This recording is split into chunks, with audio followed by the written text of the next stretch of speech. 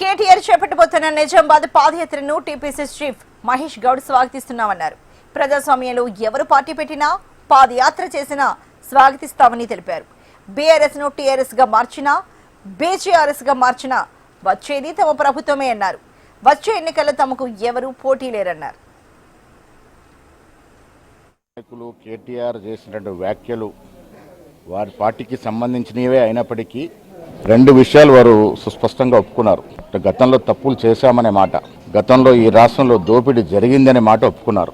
పాదయాత్ర చేస్తారంట. పాదయాత్రలు ఎవరు చేసినా స్వాగతిస్తాం. ఇది ప్రజాస్వామ్యం, ఎవరైనా పాదయాత్రలు చేయవచ్చు.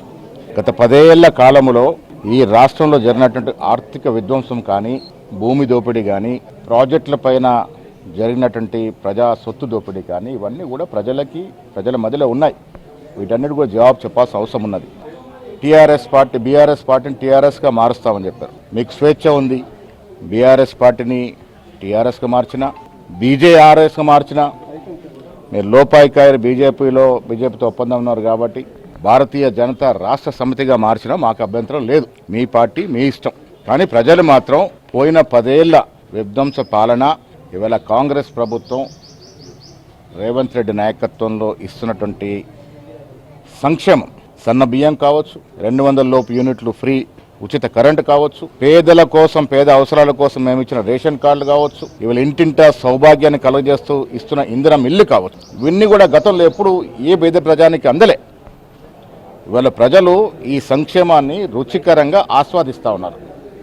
కాబట్టి ఈ రాష్ట్రంలో నేను చాలా సందర్భాల్లో చెప్పాను, మళ్ళీ చెప్తా ఉన్నాను, వచ్చే ఎన్నికల్లో మాకు ఎవరూ పోటీ లేరు. బీఆర్ఎస్ పార్టీ పోటీలు లేదు, బీజేపీ పార్టీ పోటీలు లేదు. రెండు కలిపి బీజేఆర్ఎస్ అని పెట్టుకొని క్షేత్రం నిలబడ్డా ప్రజలు మా వంటే ఉంటారు, మా చెంతనే ఉంటారు. ఆనాడు మీ కుటుంబం కదా సింగరేణిని శాసించింది. ఏళ్ల తరబడి అధికారులను అక్కడ పెట్టి యథేచ్ఛగా సింగరేణిలో మీరు చేసిన అవినీతి ఇలా ప్రతి సింగరేణి కార్మికుని మదిలో ఉంది. చెరిపేస్తే చెరిగేది కాదు ఆ అవినీతి.